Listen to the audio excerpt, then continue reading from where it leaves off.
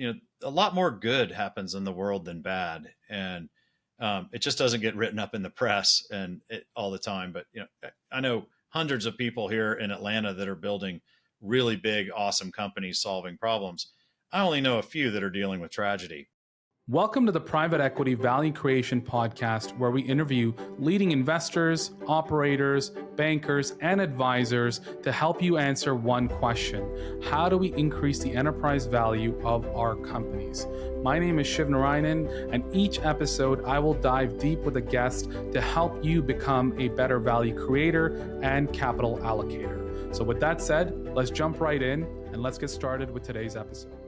My guest today is Mark Buffington. He is the CEO and managing partner of BIP Capital. And I really enjoyed having Mark on the episode because he has a very unique perspective when it comes to building companies and how enterprise value is actually created. And one of the things that I find when I meet with investors and founders and just companies in general is they're too focused on the spreadsheet math behind what it takes to create enterprise value or the financial engineering aspects of it.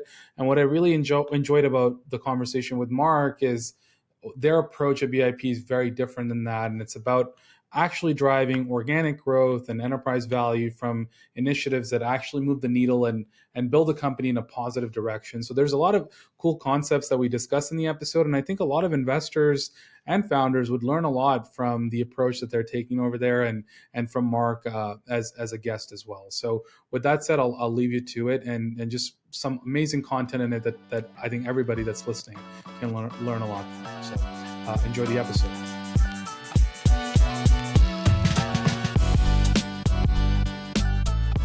All right, Mark, welcome to the show. How's it going? It's going great. Thanks for having me. Yeah, thanks for being on. So why don't we start by introducing yourself and your firm, and we'll take it from there. Well, I'm Mark Buffington. I'm from Atlanta. I run a firm called BIP Capital, and BIP Ventures is our venture product and arm. We've been in business for 17 years. We manage about $1.5 billion. And we own some really interesting assets. Our focus is in healthcare, fintech, advanced computing, and media and marketplaces. And so that's the basic elevator pitch. And beyond the industries that you're investing in, is there a stage of company that you try to focus on? Yeah, we're a multistage fund. And so we like to say we can write a $100,000 check for seed stage companies and up to $100 million check for kind of growth stage companies. And how do you decide like in terms of what types of companies you're investing in? Are there certain governing principles that you look at your firm to sift through that, especially being a multi-stage fund where there's way more options for you than a firm that might be focused on a specific segment of the market? Yeah. So in general, when we're investing in a seed stage company, most of what we're evaluating is the market opportunity. There's just not a lot of business model or functional team metrics to measure. It's early. Those functions, whether it's customer success or really sophisticated marketing or go-to-market motions, have not been built yet. So so we end up evaluating the quality of the market that we would enter and the opportunity or problem that we're trying to solve, and then what we think qualitatively about the founder and their ability to address that market opportunity through scaling and growing and becoming a sophisticated leader of a business. And a lot of times in that early stage, it's somebody's first time running a business. And even myself, I'm 53 years old now, but when I started my own business when I was just before 30, and probably thought I knew a lot about growing and scaling a business, but have learned a ton. And so the first time founders and CEOs, they're in learning mode, and so we try to really assess how quickly are they going to learn, and do they have the criteria to be good leaders over the long term. And then, on the other end of the spectrum, the kind of growth investments that we're making with much larger checks, really all of that has to be in place. Great market opportunity, the right competitive dynamics, the right, a certain sophistication in the business model, like all the functions, whether it's finance, marketing, sales, customer success, product, technology, all of that has to be fairly sophisticated and mature if you're going to write a check like that. And then, then obviously we're always evaluating leadership on various criteria, but mostly for alignment and integrity and kind of energy and willingness to really do what it takes to build special category leading companies. But anyway, that's the kind of bookends, and the criteria for a larger check from seed through what we call the traction phase, through the scale phase to the growth phase. Essentially the bar gets higher and higher to win those checks from us. More of that, all of those different areas that I mentioned have to be mature as you move through different stages of a company's life. Right. And it's really competitive, right? When you look at the amount of dry powder chasing the limited number of deals. So when you look at companies, and obviously you're vetting the founders and the businesses themselves and evaluating quality and earnings and all those things. But on your side, when a founder is considering you as a partner, what are some things that really differentiate your firm above the other options that a founder might have? Well, we like to think, I think, first of all, like you mentioned, like evaluating financials as, one of the, criteria for, how we evaluate and ultimately the criteria that we would look for to invest. That's certainly true. But my view of the world is that, there's MBA schools and finance schools, they're graduating, thousands of people a year that can do all that. So those skills are somewhat commoditized.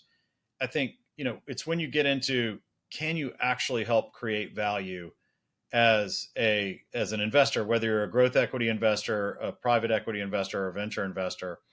It's, can you actually help create value, which means that you ultimately have to solve problems. And we like to say to our founder partners or people who are considering taking money from us or investment from us, that we're a partner in problem solving, and we don't have all the answers. But the way human beings approach problems is really important to us. It's, especially in venture in the earlier stage, you're going to get knocked down a bunch. And, if you're dealing with people, for example, who are really prone to, let's say, self-attribution bias. In other words, everything that goes right, they take credit for, but everything that goes wrong, they blame everybody else or external circumstances. That's not really the right mindset, to solve problems, because people never really deal with the truth. And so we spend a lot of time evaluating our partners during diligence on that. Like, are they truly going to be, fun, and are they going to view problem solving as, and if you think about it, it's a gift. I mean, we get to wake up every day and solve things and take on problems and size it up the right way. And if you have the right attitude, I think it's, that becomes fun. It's not, some burden. Everybody's angry at each other because you're working on a tough problem together. And so I think that's our probably our biggest selling point is that we've been there, done that. We've been doing this for 20 years. Our batting average is very high. We're flexible capital. So in other words, our funds aren't so large that I have to write like a $50 million check to a business or an opportunity that I believe in. I think, look, there's some great investors on the West Coast, but part of the problem with some of the large mega funds is they have so much capital that they have to write a check of a certain size, and they flood businesses with money, and it effectively turns them into a binary bet. It's either going to work or it's not. And, so therefore, there's a large number that don't. Right. And so, but if I'm a founder and I have come up with a great idea, and I may not want to turn my dream into a binary bet. I may want to thoughtfully learn and go and solve problems as we go, which is, the other end of the spectrum of that, kind of play bigger model is the lean model.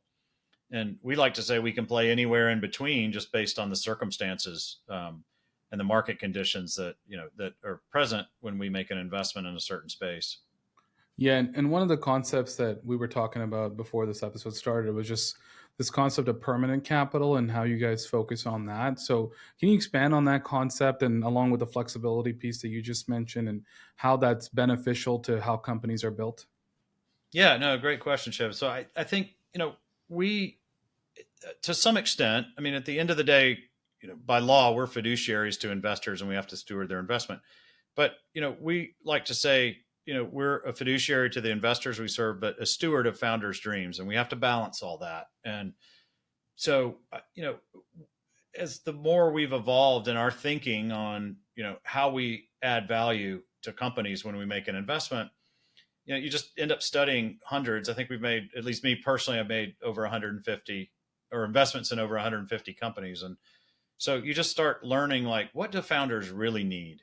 And, one of the biggest things that comes out of that, whether we survey them or just sit and talk to them, is, fundraising is stressful and it's distracting, and they have to get out on the road, sell their story again. They have to build those decks. They have to travel. They're away from their teams. They're not leading. And that's all great. And we're not saying they shouldn't do that. But on the flip side, we want to give them an option to say, look, here we are. If you hit certain milestones and there's enough traction and we believe in the story, and we believe in the progress, you don't have to get out on the road, which is why we're a multi-stage fund and flexible capital. And so we can say to founders, like, look, you raised 2 million in your Series Seed or in your Series A, and you've proven a lot in the business model and de-risked it. We're willing to write up to a $10 to $15 million check now. And you don't have to go out on the road if you're already with us, but you're more than welcome to. We're not going to stop you from doing that. And if you think you can go out and really command a premium or a stretch valuation, we're pulling for you. We're aligned in that regard. But on the flip side, if you want to stay focused and allow us or give us the privilege of putting more capital to work behind that dream, and everything's working well in the partnership, we're happy to extend our bet and write a bigger check, another check, and have more exposure. And so that, like, flexible funding, and you can get all the capital you need here for the most part. I mean, there's certain types of ventures, particularly some of the AI ventures I've been seeing funded lately with like $1.5 billion. We can't handle all of that. But we can handle fairly large checks, and the checks that most ventures need to remain competitive and to compete. So that's the positioning, Shiv. And we found it. A lot of our founder partners, really value the fact that we can be quasi-permanent. I won't say we're permanent, like we don't ever have to generate an exit, but we can fund for years and years. And we also have evergreen funds, so we don't have this like end of fund life putting a lot of undue pressure on us to sell things. And our limited partners, those who invest in us, really understand that it takes a long time to build really valuable things. And so we think we offer that value to founders in a way that most funds don't. Yeah, I think that's a really big point, which is that it takes time to build valuable things. And I've seen two things really kill companies. One is just short-term thinking, and that leads to decision making that prioritizes things that you normally wouldn't, or you wouldn't if you were trying to build something more sustainable. And then the second is just burning cash on a horizon that is just too long of a time frame, and trying to generate a return in like a 10-year, 5-year, even 3-year CAC payback periods that aren't sustainable, for example. So talk a little bit about that in terms of how you're helping founders navigate those waters. Because when you, for example, you mentioned the VC firms and how much they're funding out west, like you can get into a situation where it's either you're a unicorn or it's a bust as an investment, right? So how do founders navigate that? No, that's what I mean by binary bet. It's either all or nothing, And so, and I think if you take that style of check, you're on that road. You either got to go huge and be big, or you're probably going to end up washing it all out and the founder gets nothing. And so, we're upfront about that when we speak with potential partners in the diligence process, and they're vetting us as much as we're vetting them as partners. And by the way, I think that's the way it should be. I mean, these are marriages, as you well know. I mean, if you take capital from a VC or vice versa, if we give money to a founder, we're going to be working with them for, maybe even a decade or longer. And so you need to really think about, like, do I really want to be partnered with this particular person, for that long? And do I really feel like this will be a rewarding experience, not just from the capital return, but, just from, like, we really want to get in a room and whiteboard and solve problems together and build and scale together. And so, we're really upfront about that. Again, one of the only benefits of being a little older now in the venture space is that you've seen a lot of these movies, and I think we can talk about what happens more honestly, through time with, the typical startup. And so, I think that's part of the discussion. The other part of the discussion is more company specific, meaning that, if you're in a startup that is chasing a big opportunity and there's a clear pain point in the market that, one is trying to solve, for other people, um, you know, that's great. But sometimes there's technological problems that haven't been solved yet. Sometimes there's business model problems that haven't been solved yet. And I think, our experience is if you overfund a company before those are solved, more often than not, that business ends up failing. And so on the flip side, if you have all those things solved, like technological innovation is there, business model solution is there, and there's a kind of a blue ocean, absolutely you should unload and and go capture as much share and create first mover advantages and all the economic competitive advantages that lead to long-term value creation. So I think that building a capital and fundraising strategy to meet your business strategy, given its maturity and where it is one of the other big conversations we have up front. And Shiv, we meet some people that just come in and say, I'm raising 50 million or bust and I don't care. And for us, there's, if 50 million or bust is aligned with, they've already got the technology and product worked out, they've already got their go to market and pricing models worked out, we're all in for those types of checks. But if they don't have those, we think more often than not, too much capital is going into an immature business and bad things happen. So we tend to avoid those situations. And how are you staying on top of the investments that you make already to make sure that the capital is being allocated effectively and it's not good money chasing after bad, and there are good fundamentals that are being kind of followed through upon? Yeah, it's a great question. I mean, so this is another one of those, like when we survey or just speak with our founder partners, almost as if they're our customers, like, what do you need? One of the things we find is that, particularly early, most of them don't have financial infrastructure and a finance team infrastructure to be able to report thoughtfully, or not just to us, but to themselves, to stay on top of the business. So we built a proprietary software system that, really gets at, in the most efficient way we could think about doing it. And, our portfolio companies, when they take capital from us, agree to kind of close the books about no later than 20 days after the previous month. If they don't have somebody in place to do that, a CFO or a VP of finance, we provide that.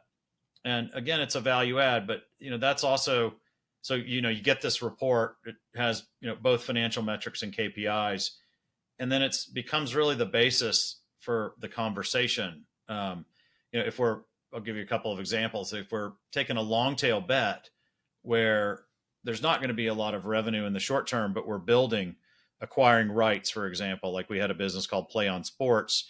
That's a large live streaming company for high school sports. We knew in the beginning we had to go lock up a bunch of media rights. So the steps to success were not anything that was going to show up in a financial statement. They were going to show up in number of media right contracts we solved.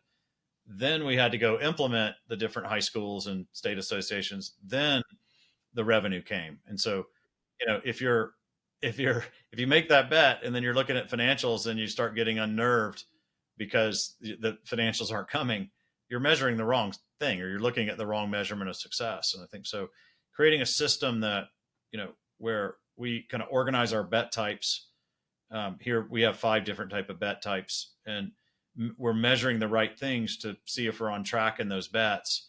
I think is paramount, because, even the kind of most convicted of VCs lose their nerve and will sometimes if they're not looking at the right stuff to measure success. So, a lot of those types of things, so we're monitoring monthly, but not necessarily financials, but the keys and the what we call units of measure to success. And I think that helps us stay on track, but also helps us be aligned with the founder on what we're trying to accomplish. Yeah, I think one of the interesting things there is that I think your investment model allows you to take that type of an approach.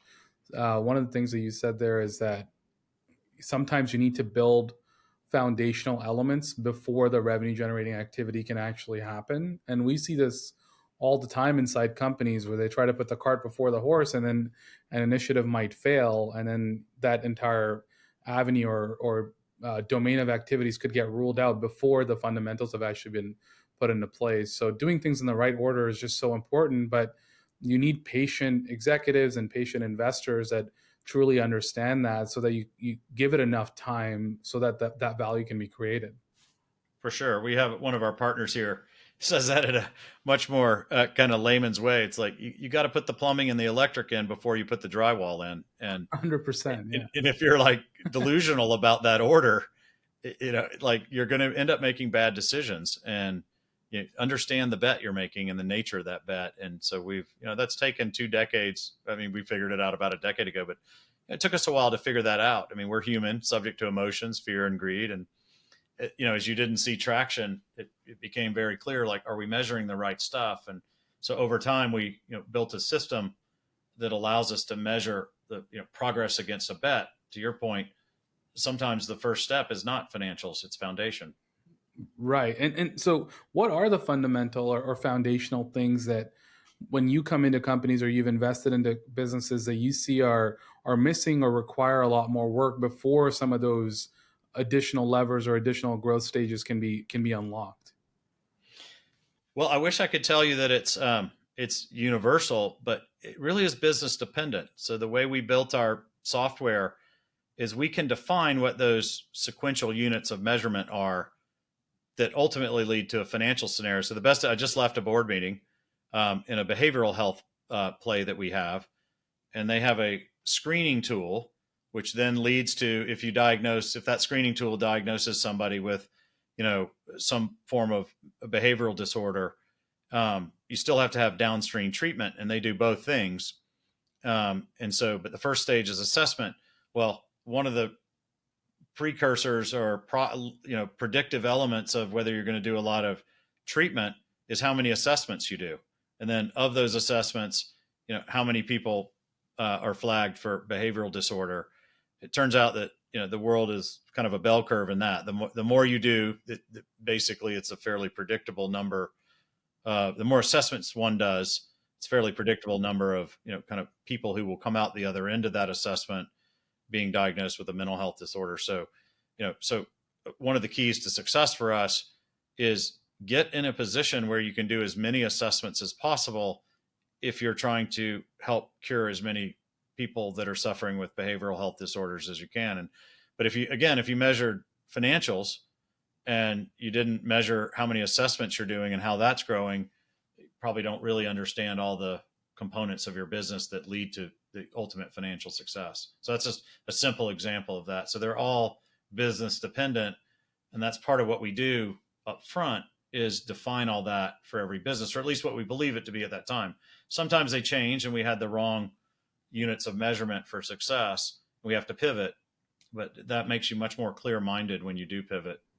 Yeah, I look at something like that as like finding the right customer or right prospect at the right time, so that your go-to-market is focused on the right individuals at all times. And definitely we see companies missing that. We also just see a basic misunderstanding of how big the TAM is that they're going after, the segments that they should be focusing on. We see marketing and sales data that's disjointed. We see a bunch of other things as well. So I'm curious, what are some of those other areas that you've identified as you've invested in companies? Well, again, customer specific, I think you touch on something really interesting. Like if we make a seed bet and we go suggest, hey, let's segment the market. Let's define, ideal customer profile, ICP and all that. And if you have a founder that's resisting you in that, there's probably there's a problem there. Either they're not willing to really be honest about the steps. Rarely do we encounter like they're just not smart enough to really put it all together. But a lot of times there's something in their way, like maybe they have an idea of the way it should be done better. That's healthy, right? If you debate that. But at some point, if it's somewhat illogical or not working and they're not willing to try other approaches, it probably means they're not a candidate for follow-on investment. But I think if I just were to give you specifics, like I mentioned Play on Sports earlier, the formula for success there was to sign the media rights in different states, then to go sign up high schools, then to sign up subscribers, and the revenue would come. And, but everyone is different. If we're a B2B SaaS company, let's say or B to B to B maybe, and we do a lot of those businesses, you got to measure the first B that you're going to sell to, and then the second B that you're going to sell to. So in the play on model I mentioned, it's actually B to B to B to C. So you got to measure every single one of those. And, in fintech businesses, a lot of times you have to have certain integrations that where the transactions are flowing through for, one to process. So we end up measuring the number of integrations we have and then the number of transactions coming through and different types. So then those are segmented and we price those. But, I wish I could tell you there's like a uniform way, but really, it's not to say we don't have businesses that are similar. B2B is B2B.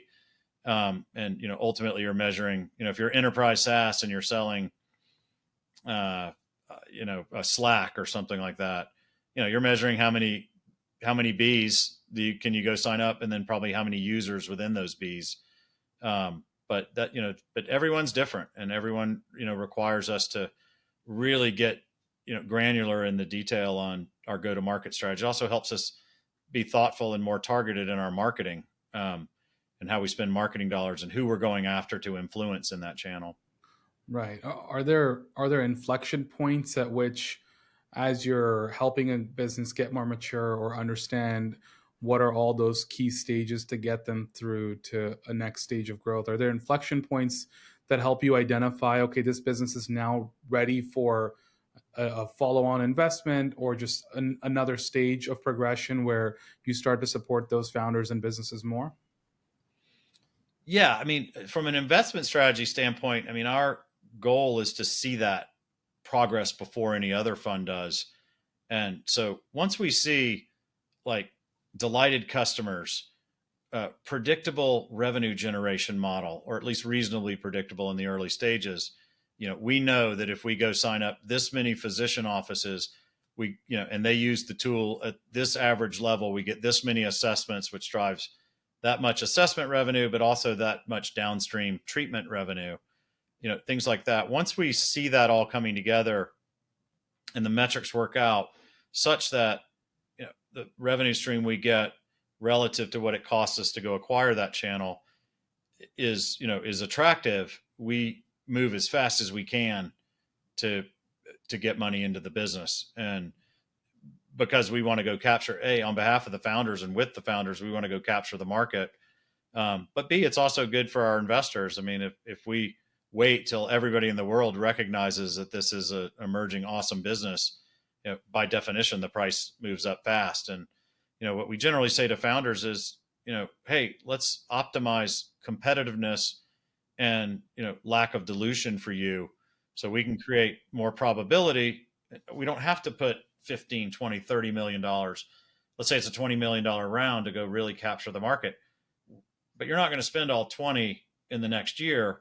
We can say, look, take 10 now and you have a call option on another 10. So you have pure visibility on that. So you don't have to take as much dilution, but you're comfortable that you can go execute the strategy in a way that gives you, a real leg up in terms of having the capital to go win the market. And so, again, we try to be flexible funders that are thoughtful with our founder partners, et cetera. I think that's great. And I think more investors should consider an approach like that. One thing I wanted to touch on is something that you shared with me earlier is this idea of just the fat right tails as a way to identify investments and opportunities. Why don't we touch on that? I think it's a good place to transition to that. Yeah, well, I think just the light bulb moment was I started my career as a hedge fund manager, trading statistical arbitrage and hedge funds, and most of what we were trying to do there was identify kind of negative black swan events, and so things like WorldCom accounting scandal, other things that the Tyco accounting scandal, just bad news happening in some way. And, if people were pricing put options or what have you too cheaply, and a company fell apart overnight, you could make a fortune. But that's a weird existence. First of all, I don't like kind of rooting for negative things to happen. But, on the other side of that, the more I thought about that, a lot more good happens in the world than bad. And It just doesn't get written up in the press and all the time. But I know hundreds of people here in Atlanta that are building really big, awesome companies solving problems. I only know a few that are dealing with tragedy, but so it just statistically didn't seem like a great way to set up my life as when I was young and thinking about this in my 20s. And so I started thinking about fat right tails as opposed to fat left tails. Turns out they're much bigger. The payoff is unlimited. I mean, if you are focused on negative fat left tails, the the worst that can happen to a company is it goes to zero. But in a on the fat right side, the upside is unlimited theoretically. And so that was just the kind of the theoretical or academic thinking. And so I started to apply that really to ventures and companies. And that's what I left the hedge fund space to come focus on really building things and creating value. And so How do you think about leveraging that concept in a world where there's just so much competition for a limited supply of deals, right? Because with so much dry powder chasing fewer deals, the price usually goes up. You're paying a lot for the enterprise value. And so like getting even 2x return on a fund from a lot of investors that I've talked to is a great achievement. And so how do you use that to your advantage to get more outsized returns for your investors? well, I think a couple ways. The On the fat right tail, we are looking for spaces where, to your point, if they're uber competitive or everybody else recognizes it and the price is getting bid up, the world is filled with great companies. I mean, you can look all around, and there are a lot of smart people operating great businesses, all over.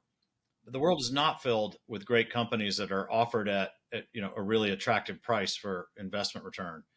And I think as I study even the way the entire venture capital or growth equity industry has evolved, you know institutions give them money and they put pressure on them to put money to work very quickly. And that's to me, that kind of defies the odds of real success, because there are only so many great companies at attractive prices out there at any given one point in time. So we would prefer to make fewer concentrated bets when the odds are really in our favor to drive these great returns, as opposed to a lot of bets that maybe some small percentage of them will pan out big. But anybody who looks at the data and really looks at the data, the power law is kind of BS. The power law is self-serving kind of prophecy for those who want to allocate a lot of money like that. But if the goal were to optimize returns, there are better ways to do it. I think don't take it from me, take it from people like Charlie Munger or Warren Buffett, that's the approach they took is, be more patient and more selective, but when you find what you're looking for, unload. And that's the approach we take. And so I think that's one. And then the second part of that is, it takes time. As I think there's roughly about 300 unicorns in the United States. I haven't checked in the last quarter, but give or take. And the last time I looked at the data, which was maybe a couple of years ago, almost all of them, like 80 to 90% of them, took 10 years to build that level of value. So it takes time. And the other thing is the way the industry is set up. If you're an early stage fund, you're focused on step ups and getting out very quickly. When the person in the food chain, if you will, the growth equity fund comes to take you out.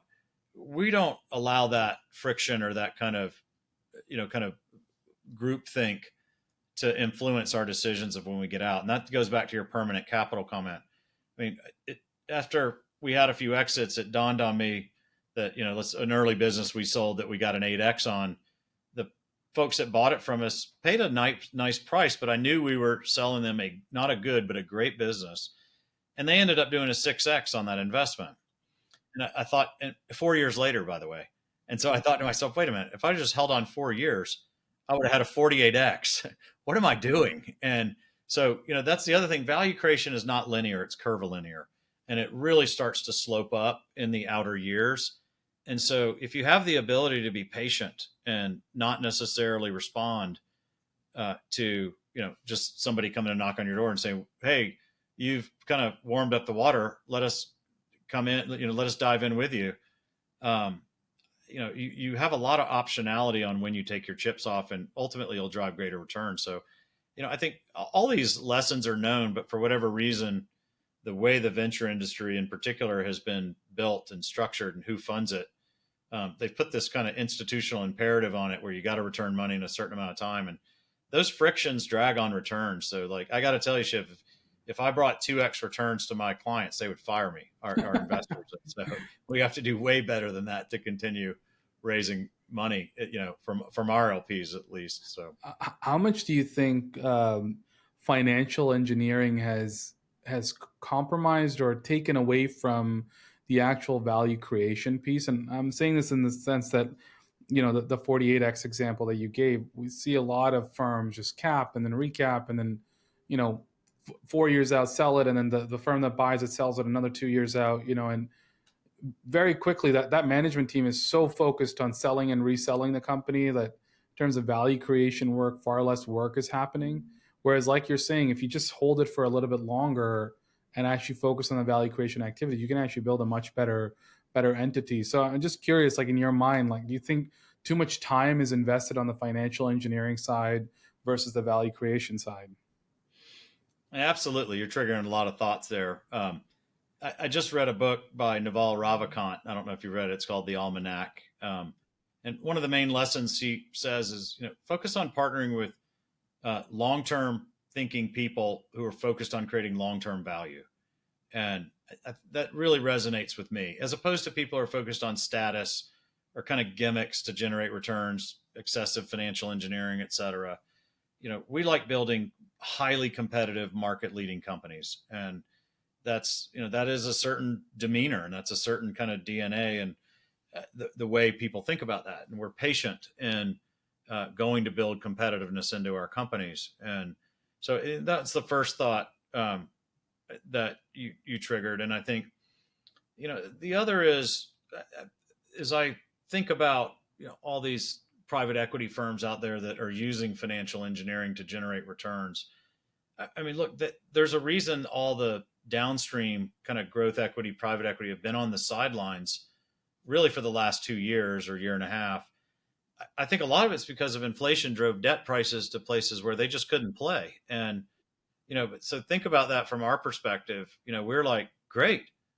Now that opens up, later stage markets for us to deploy capital in at prices that we haven't been able to, really see or participate in over a decade. And so it's just, it's like right when it's best to be an equity investor because the debt markets are tight, or there's inflation, or rates are higher, their business model doesn't work.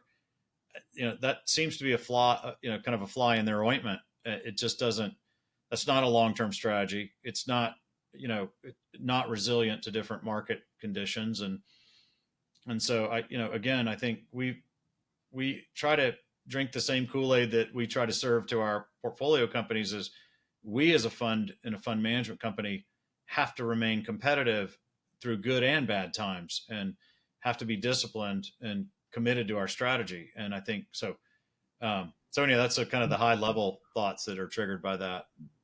And something you said there, I'm just curious. You're saying that obviously with the inflation and the rate at which the interest rates have gone up has impacted firms that leveraged up the buyouts and firms that the companies that they were acquiring, and the amount of debt service has gone up. So we've heard this from a bunch of PE investors as well. But are you saying that on your side it doesn't affect your model, and is there a reason why? Yeah, we don't use financial engineering. I mean, that's not to say we haven't put a little debt into our companies when it was efficient, and we didn't want the founder to take dilution or too much dilution from around. But I think that, but never is our investment thesis, a big part of the underpinning the amount and quality of leverage that we put in the pricing of the leverage we put into the business model. It has to be driven by a competitive business that's going to be a category leader.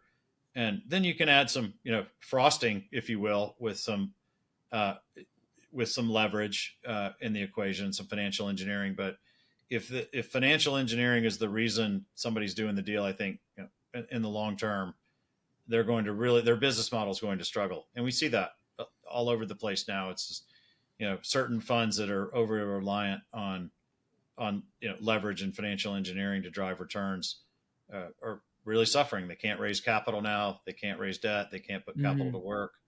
So, and how much of that is because of the focus on organic versus inorganic growth? Because, and just from my interest and also from the audience's side, I'm trying to understand that if you try to grow by M&A, you kind of have to take on more debt as a way to keep your IRRs at a certain range, or at least that's how I understand it. So is it more because you guys are focused more on the organic side of growing these businesses?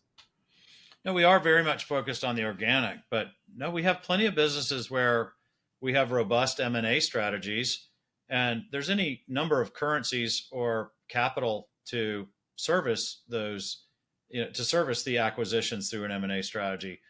One is obviously cash in the form of equity.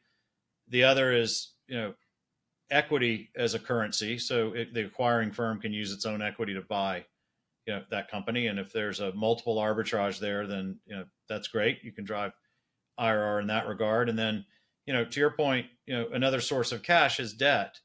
And, again, I would never, at least us personally and at BIP, we would never go do a acquisition if the margin of safety and the returns without debt weren't high enough to meet our thresholds.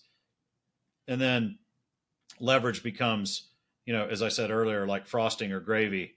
But I think all too many firms, if they can't do it by, using debt, they don't really have a strong thesis. And, a lot of times, I mean, they're coming to us, those firms that I'm talking about, they have an M&A thesis, and one of our portfolio companies is a part of that. And they're saying, hey, here's our plan. And we say, well, how are you going to finance this? And they say, well, we're going to put, 6 times EBITDA and leverage on it. And they're asking us to roll a bunch of equity into that.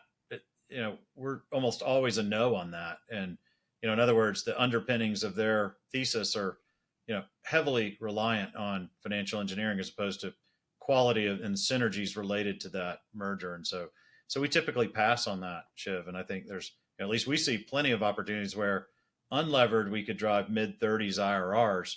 With leverage, we could drive, even higher. And so, yeah, that's I think that's great. I think that's something that more PE firms should do. One of the things that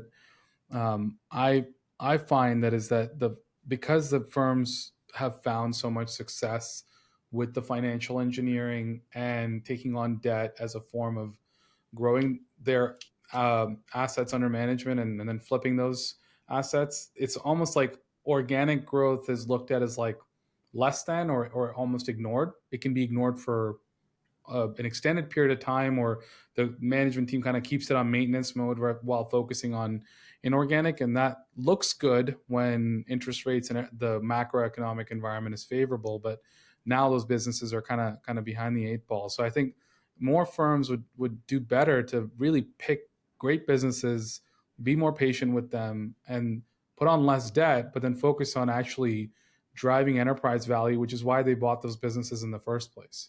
Through organic, or a better way to say it, is through competitiveness in all of those different functions that drive and create value. You got to have a great marketing engine to generate top of the funnel. You got to have a great, sales engine to take kind of, top, mid, and bottom of the funnel and close them. And, I totally agree with you. All too many.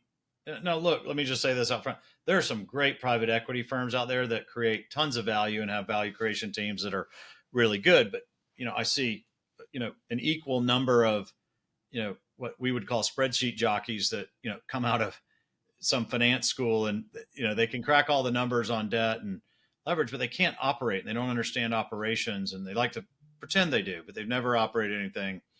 And, to your point, they're really underwriting on the basis of their spreadsheet assumptions and on the basis of some M&A or some leverage assumption or financial engineering. And our view is that's a recipe for disaster.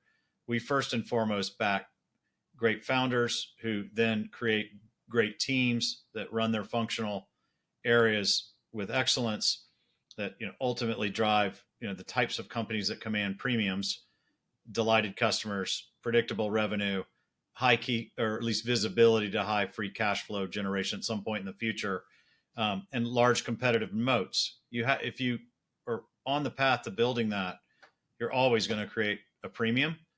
And then leverage, as I said, is, you can leverage to some degree to juice your returns. But if it's reversed, I think that's a recipe for disaster. And founders and those people selling their companies, you mentioned, like, people ended up kind of shifting from, hey, we built this great business, and then all of a sudden they're just trying to generate the next flip and the next flip to the next PE firm that operates like that. I've never met founders and teams that are really good operators that are happy in that scenario. They're definitely not. No, because the creative side is stifled, right?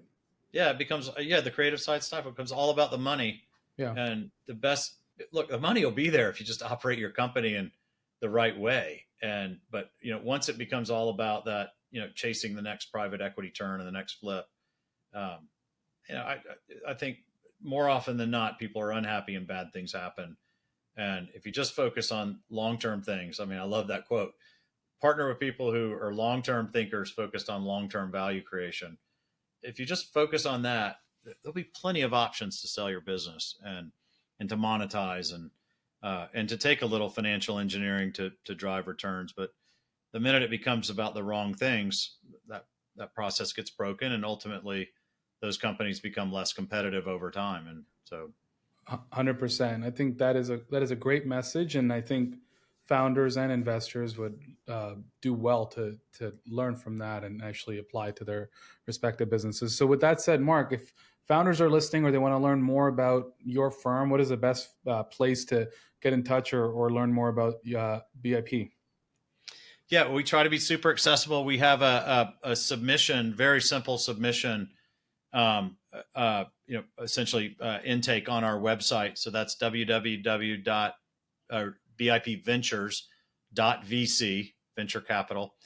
And there's a submission form on our website that people can reach out to us. We will respond. We always respond. And then we try to be highly accessible on any of the social media platforms, and our emails are there. So we love direct emails, and we will be responsive. So, we learn a lot from, founder partners and people who are pursuing new things. And that's part of why we're in this business. So please reach out. That's awesome. And we'll make sure we include all of that and the links in the show notes so that the listeners can have direct access there. And with that said, Mark, thanks a lot for coming on and sharing all your insights. It was a super enlightening conversation and a message from my own heart. I think a lot of founders and investors would do well to follow your advice. And I think better companies would be created if a lot more companies took that approach. So appreciate you coming on and sharing all of that. Well, thanks, Shiv. Great to be with you.